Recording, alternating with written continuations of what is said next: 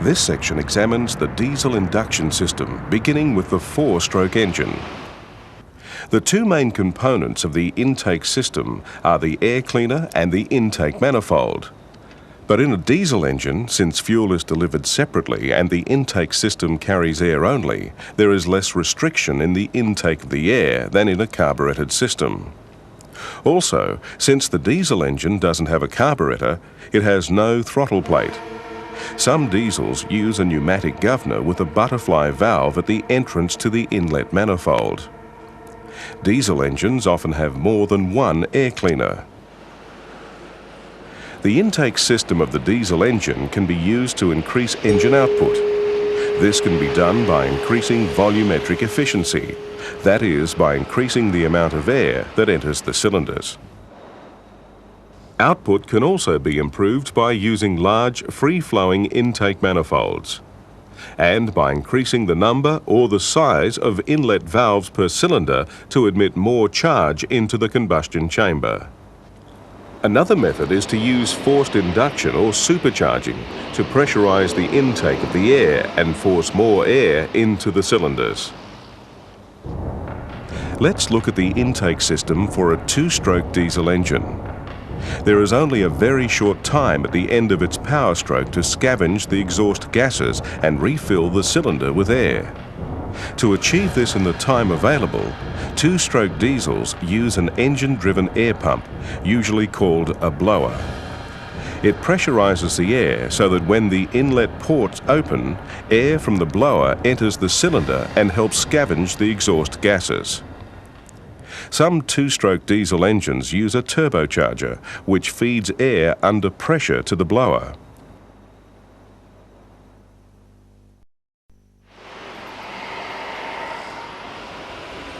This section examines carbureted intake systems.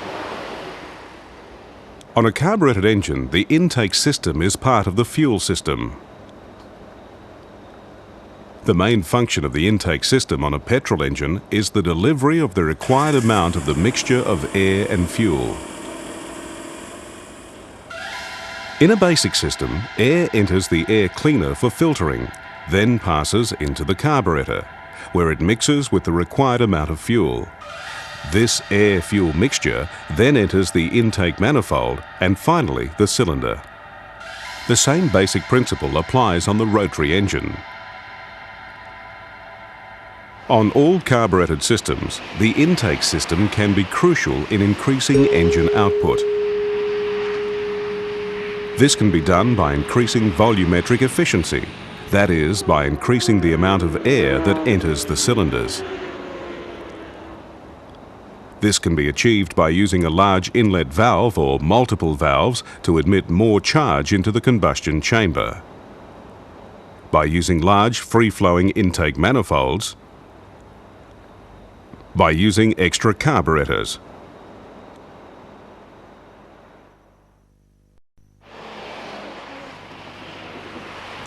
This section examines the electronic fuel injection intake systems for petrol engines. The intake system is part of the fuel system. Its main function on a petrol engine is to deliver the required amount of air-fuel mixture. Air is filtered by passing through an air cleaner. Information from many parts of the engine is fed into an electronic control unit, which then determines how much fuel should be injected for those exact conditions. Fuel is supplied under pressure from an electric pump to electronically controlled injectors. There are two basic electronic fuel injection systems, single-point and multi-point. In the single-point system, the intake manifold carries an air-fuel mixture. Fuel is sprayed into the top center of the intake manifold. This manifold is similar to that on a carbureted system. In a multi-point system, the intake manifold carries air only. Multi-point injection has a fuel injector in each inlet port going to each cylinder. Petrol is sprayed into each port in front of the intake valve. The intake system can be crucial in increasing engine output. This can be done by increasing volumetric efficiency, That is, by increasing the amount of air that enters the cylinders. In fuel injection systems, this partly occurs automatically because of the increased efficiency of fuel injection compared to carbureted systems. Output can also be improved by using large, free-flowing intake manifolds, and by using larger valves to admit more charge into the combustion chamber. Another method uses forced induction or supercharging to pressurize the intake system and force more air into the cylinders.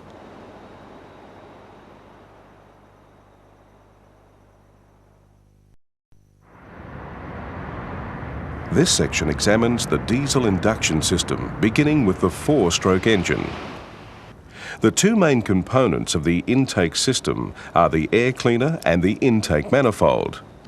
But in a diesel engine, since fuel is delivered separately and the intake system carries air only, there is less restriction in the intake of the air than in a carbureted system. Also, since the diesel engine doesn't have a carburetor, it has no throttle plate.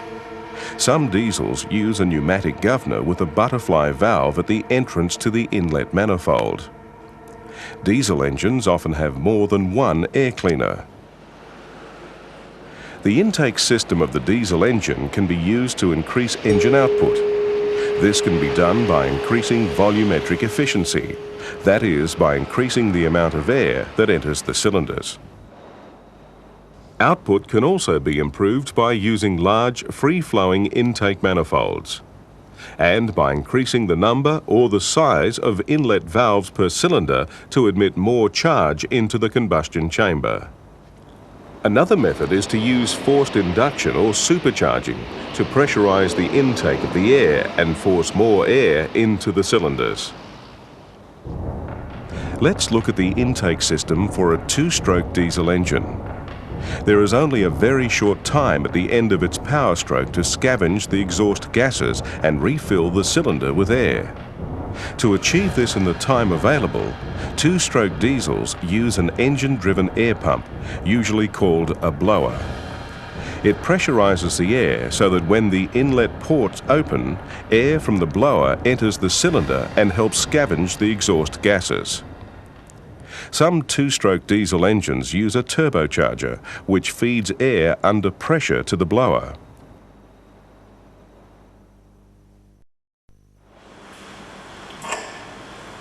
This section examines air cleaners. An air cleaner filters air that passes through it to stop harmful particles reaching the engine. The air cleaner on a carbureted engine can be on top of the carburetor, or beside the engine, connected to the carburetor by a hose or duct. Position is usually decided by how much space there is, or bonnet profile. On some electronically fuel-injected engines, the air cleaner is on top of the throttle body, similar to a carburetor. Other air cleaners are connected by ducts. Diesel engines often have more than one air cleaner. This may be due to their severe working conditions. They're usually mounted away from the engine to obtain cleaner, cooler air. A lot of air passes through the intake system into the engine. In a petrol engine, it's about 15 times the amount of fuel by weight. By volume, that's about 11,000 times more air than fuel. The air-fuel mixture enters the engine, so the air needs to be clean. Any abrasives that enter the engine can cause wear and damage. It also has a silencing effect, muffling noise produced by the air entering the engine. It can act as a flame trap, so if a petrol engine backfires, the air cleaner can contain the flame within the intake manifold or the carburetor.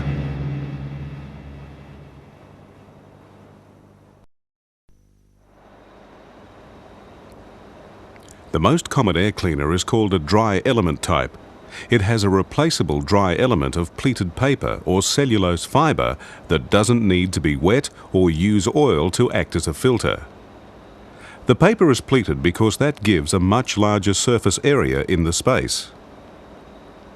The element is designed to be fine enough to trap impurities, but porous enough to let air through easily. Most heavy-duty air cleaners incorporate a cyclone-type pre-cleaner. It collects larger particles from the air before it enters a dry element cleaner. It can be mounted directly onto the air cleaner unit, or the cyclone principle can be incorporated into the main air cleaner element. This dry element cleaner is fitted close to the engine and is linked to the cyclone system by a duct. The name cyclone comes from angled vanes that give the incoming air a swirling motion. Centrifugal force throws the heavier dirt particles outwards. They can collect in a separate bowl at the bottom of the cleaner. In the single unit cyclone element, it collects at the end of the air cleaner case where it can be emptied out manually or automatically. The air then continues into the dry element air cleaner.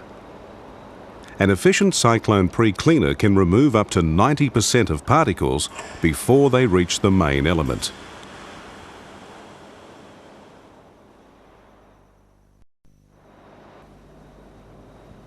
An air cleaner on a multi-point electronic fuel-injected engine usually has a different shape from that on a carbureted engine, but it serves the same purpose. In many vehicles, the air cleaner is mounted where it can get cool, clean air. This air is then carried to the throttle body by a long, flexible duct. Inside the air cleaner, a filter element of pleated paper filters the air and reduces noise. Some electronically fuel-injected systems have an airflow sensor after the air cleaner element. It accurately measures all air entering the engine and adjusts the air-fuel mixture accordingly. So it's essential there are no air leaks, or it will upset this mixture.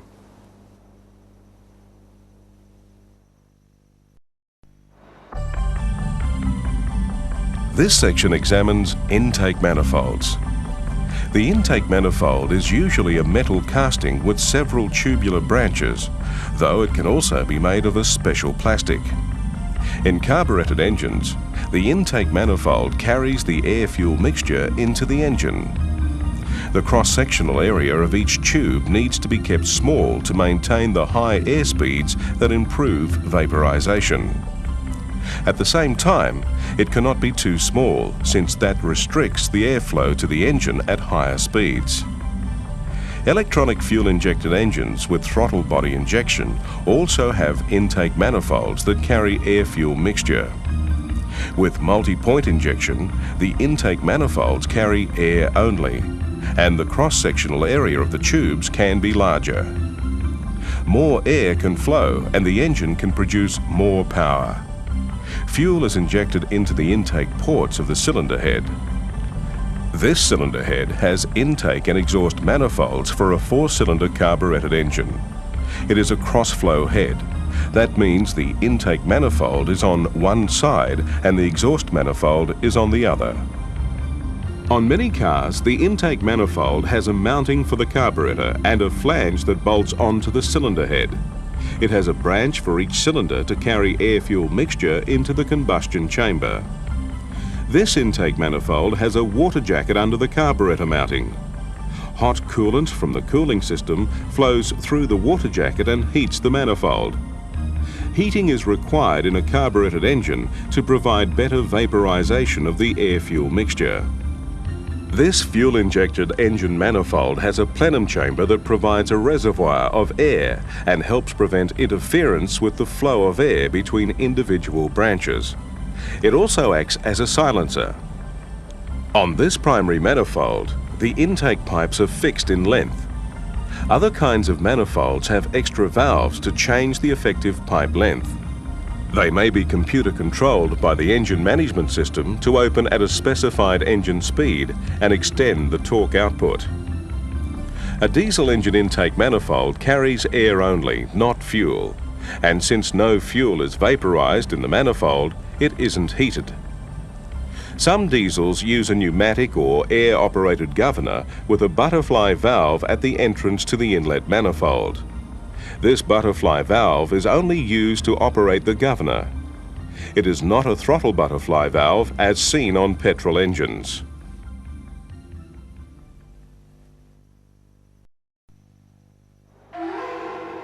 This section examines intake air heating.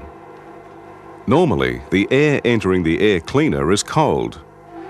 Cooler air is more dense, that is, it contains more oxygen, and that should help the fuel burn more efficiently. But fuel doesn't vaporize very well in cold air. Since an enormous amount of heat passes through the exhaust manifold, many carbureted engines capture some of it with a shroud around the exhaust manifold. This heats the incoming air to improve fuel vaporization. This heated air then enters the air cleaner. Once an engine is hot, it may no longer need the incoming air to be hot, so the amount of hot air entering the engine needs to be controlled. On vehicles with emission controls, air cleaners use a valve to control how much hot air enters the air cleaner. This valve can be a simple thermostatic type. When the engine is started, only heated air is used. As engine temperature rises, the valve opens and provides more and more air at normal temperature. This ensures that the temperature of the air supplied to the engine stays fairly constant. Another way to control the amount of hot air is to use a vacuum motor and a temperature-sensitive valve that is mounted inside the air cleaner unit.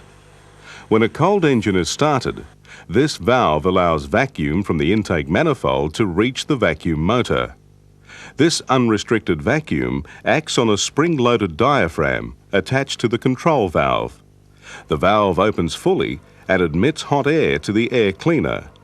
As the temperature rises, the temperature-sensitive valve reduces the vacuum to the diaphragm. This in turn reduces the opening of the control valve and allows cooler air to blend in with hot air from the shroud.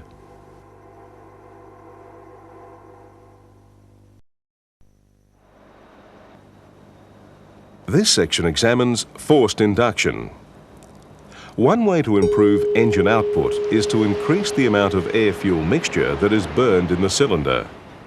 That means increasing volumetric efficiency, or how much air is delivered to the engine. This is done by what is called forced induction. Forced induction increases air pressure in the intake manifold above atmospheric pressure. An engine using forced induction can have a volumetric efficiency above 100%. A turbocharger uses energy that's normally wasted through the exhaust. Exhaust gases enter a turbine and make it spin. The more gases, the faster it spins.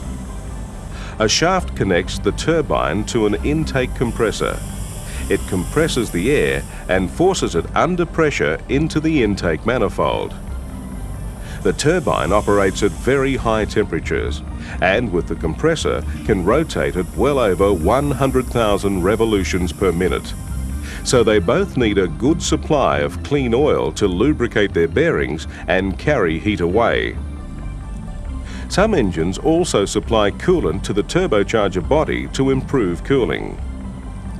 On petrol engines, higher and higher engine speeds mean more and more exhaust gases, and that makes the turbocharger force more and more air into the cylinders.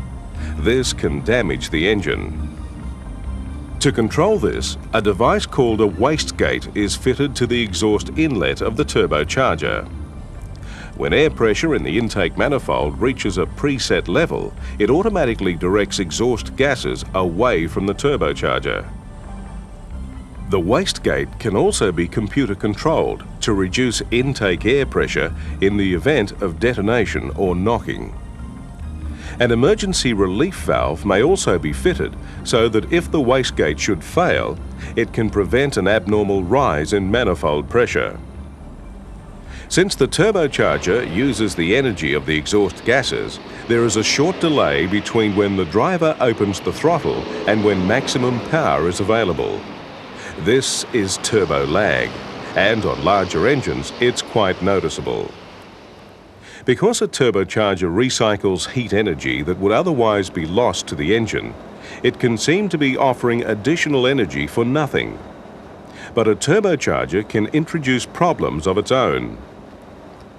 The extra heat and power it generates can put an extra load on the engine's cooling and lubrication systems. This is provided for by the manufacturer. As the air passes through the turbocharger, it heats up. But hot air is less dense than cool air, so it tries to expand again, and some of the benefits of compressing it are lost. To stop this and improve efficiency, some engines use an intercooler to cool the compressed air. It fits between the turbocharger and the engine. It's usually air-cooled.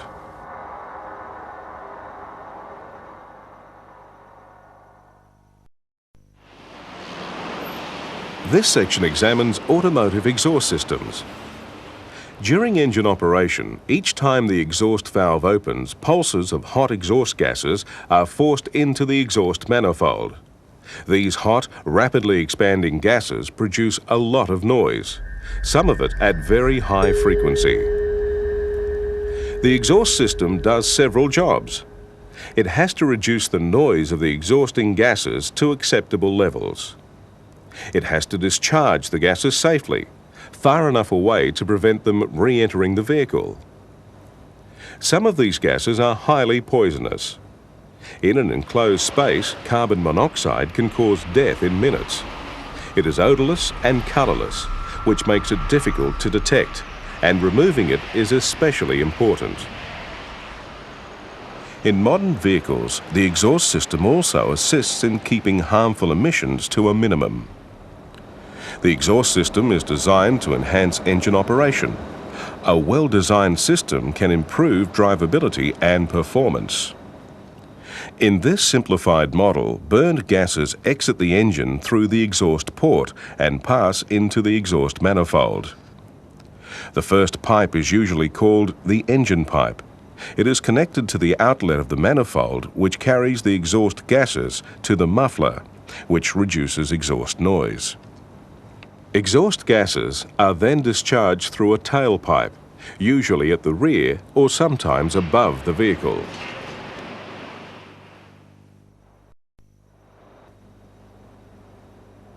This section examines the exhaust manifold. The exhaust manifold is bolted to the cylinder head at the outlet of the exhaust ports. On passenger vehicles, the exhaust manifold is usually made of cast iron. Sometimes there is a separate passage for each exhaust port. The length of the passages in the exhaust manifold should be designed so that pulses of exhaust gases from one cylinder assist the flow of gases from another. It has large tubular sections to improve gas flow, and no sharp bends to slow the gases down. As well, the exhaust manifold must be shaped to allow for the location of the engine and the bodywork of the vehicle. Some vehicles use heat shields to protect nearby components and the passenger compartment from the heat radiated from the exhaust components.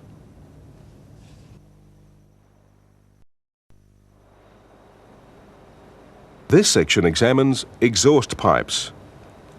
The engine pipe is attached to the outlet of the exhaust manifold. It can be designed to branch in various ways. On this engine, the exhaust gas from 3 cylinders is fed into each engine pipe. The system needs flexible mountings and sometimes flexible joints to allow for engine movement and prevent noise and vibration being transmitted into the vehicle body. On some front-wheel drive systems, the exhaust system is designed to be strong enough to form part of the engine mounting system. Rubber mountings are popular because of rubber's natural dampening effect. They also allow for thermal expansion during use.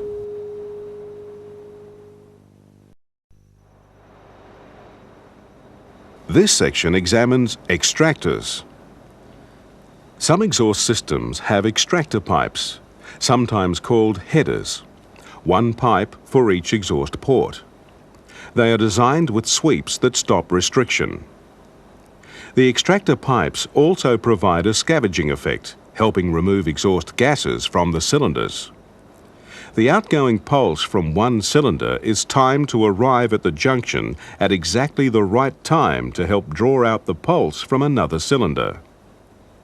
They are widely used on high-performance vehicles.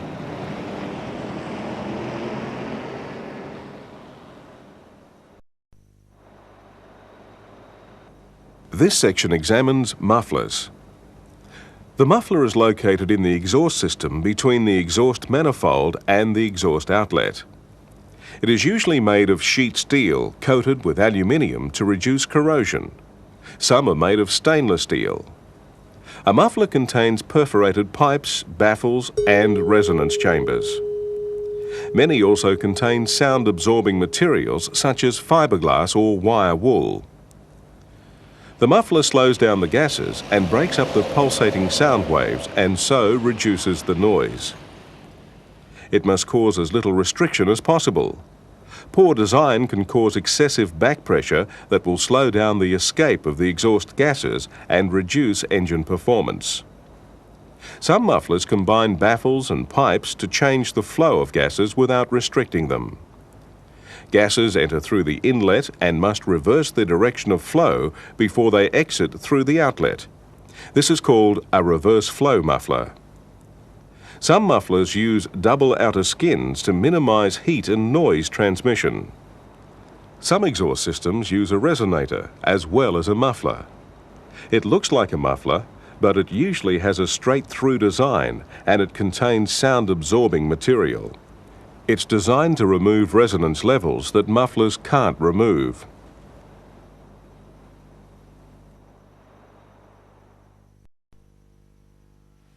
This section examines catalytic converters. A catalytic converter is used to convert unacceptable exhaust pollutants such as carbon monoxide, certain hydrocarbons and oxides of nitrogen into less dangerous substances. Three-way converters convert hydrocarbons and carbon monoxide to water and carbon dioxide. They convert the oxides of nitrogen back into nitrogen and oxygen.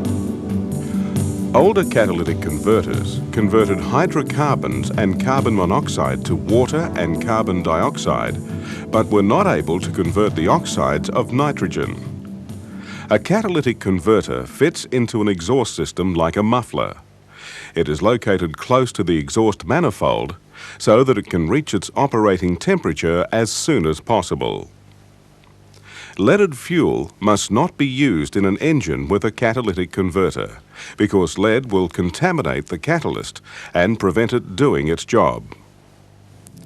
It operates by starting and then maintaining a chemical reaction in the exhaust gases. It usually operates at higher temperatures than a muffler. It has a heat shield to prevent heat radiating to bodywork and other parts.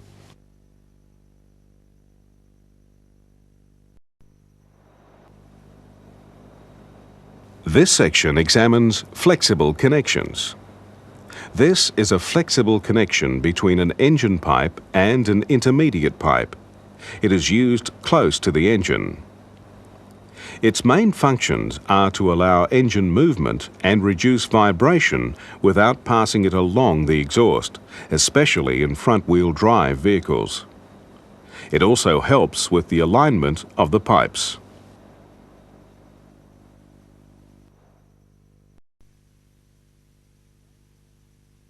Volumetric efficiency compares the volume of air entering a cylinder during intake to the internal volume of the cylinder when the piston is at bottom dead center. It is usually expressed as a percentage. In a naturally aspirated engine, one without forced induction, volumetric efficiency can never be 100%. This is because of the resistance to the airflow that occurs at the carburetor, manifold, and the intake valve. With forced induction, the incoming air is compressed so that a greater volume and mass of air is forced into the cylinder during the intake stroke.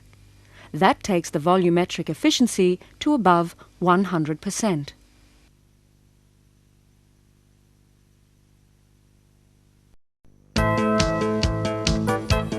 Sound travels through the air by producing pressure waves, areas of high pressure and areas of low pressure.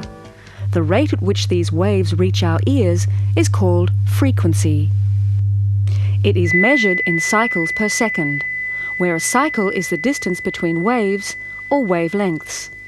The higher the frequency, the higher the pitch of the sound. The range of human hearing is approximately from 20 cycles per second to 20,000 cycles per second. An engine produces sounds across a wide range of frequencies. The mufflers and resonators in the engine exhaust system reduce these sounds to an acceptable level.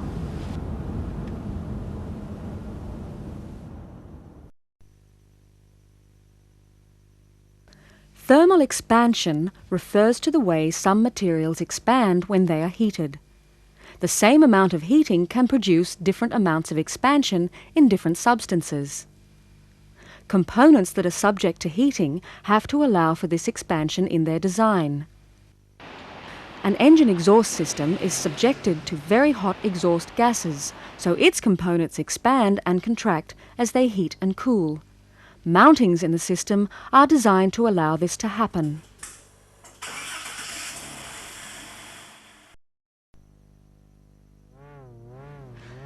A resonance is a form of echo. Sound waves or vibrations in one object causes sound waves or vibrations to occur in another.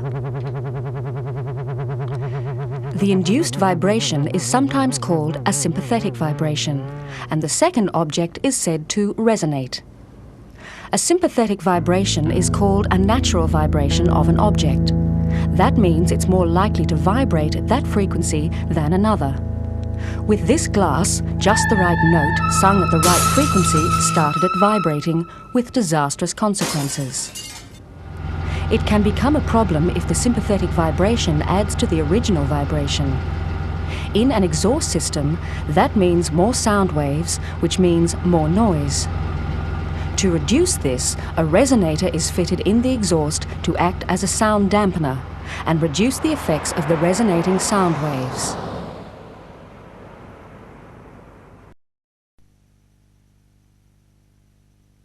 Back pressure in an exhaust system refers to a buildup of pressure in the system that interferes with the outward flow of exhaust gases. This area of high pressure acts as a kind of wall to stop gas flow. It can be caused by a blockage in a muffler or a similar restriction.